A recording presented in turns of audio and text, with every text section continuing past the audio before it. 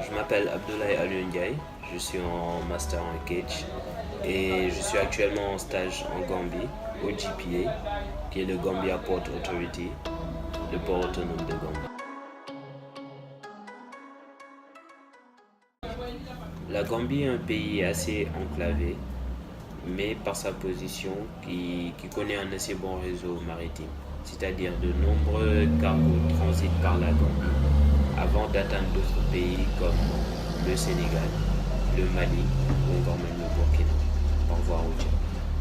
Le port autonome de Gambie emploie environ 2400 employés répartis sur environ 8 départements, mais ne peut prendre que 5 cargos en même temps, c'est-à-dire il a une capacité maximale de 5 cargos, mais quand même arrive à décharger entre 300 et 400 conteneurs par jour, ce qui est une assez grande charge de travail.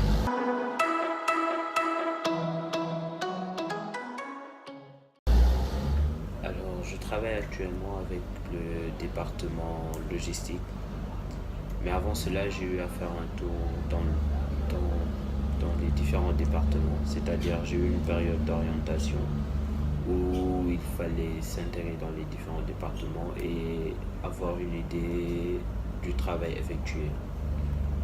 Maintenant, j'ai eu à intégrer un département appelé Stevedores. Alors, ces derniers sont responsables du chargement et du déchargement des conteneurs, c'est-à-dire de la zone de chargement et de déchargement. Avant cela, ces derniers sont en relation avec des opérateurs qui se trouvent au niveau des cargos qui leur précisent les conteneurs qui sont à décharger et éventuellement à charger lors du chargement. Maintenant, j'ai eu à travailler avec un département appelé Planning Unit. Ils mettent en place le planning, c'est-à-dire ils prennent l'information au niveau des cargos afin de préciser aux différents départements quels sont les cargos qui sont en ce moment sur le quai et quels sont les cargos qui sont en attente. Donc chaque département a une idée du cargo qui est présent et des cargos qui sont en attente. Et cela permet de mettre en place des systèmes afin d'améliorer la manière de travailler.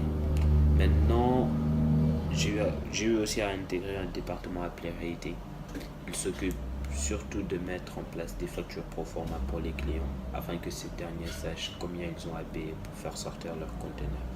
Après cela, il y a le département Sheds qui s'occupe de délivrer des bons de sortie après de nombreux contrôles subis par les conteneurs, c'est-à-dire la police doit signer, les équipes antidrogue et les douanes afin que ce bon puisse être délivré. Maintenant, j'ai eu à travailler avec le Container Control Import, c'est-à-dire le bureau des imports, comme on peut l'appeler. Eux, ils récupèrent essentiellement les informations sur les conteneurs, c'est-à-dire ils ont des opérateurs au niveau du terminal qui prennent les numéros des conteneurs et les numéros de quai, c'est-à-dire les numéros de clé. Chaque conteneur a une clé et cette clé représente un numéro. Et ce département est responsable de ces informations, c'est-à-dire ils prennent ces informations afin de les mettre dans le système informatique. Après cela, nous avons le Container Control Export, c'est-à-dire les équipes qui s'occupent des opérations de transit. Ils sont responsables des opérations de transit, c'est-à-dire pour tout ce qui est du contrôle, du délivrement du billet de sortie. Ce département est responsable de toutes les opérations de transit. Après cela, nous avons le département de Claims, qui est le département des réclamations en cas de défaillance au niveau du conteneur ou autre réclamation. On a un département spécial pour ça. Alors, le département logistique est responsable de tout ce qui concerne le trafic, c'est-à-dire des camions qui entrent et qui sortent au niveau du terminal, du transport des conteneurs, du quai jusqu'au terminal ou bien du terminal jusqu'au quai.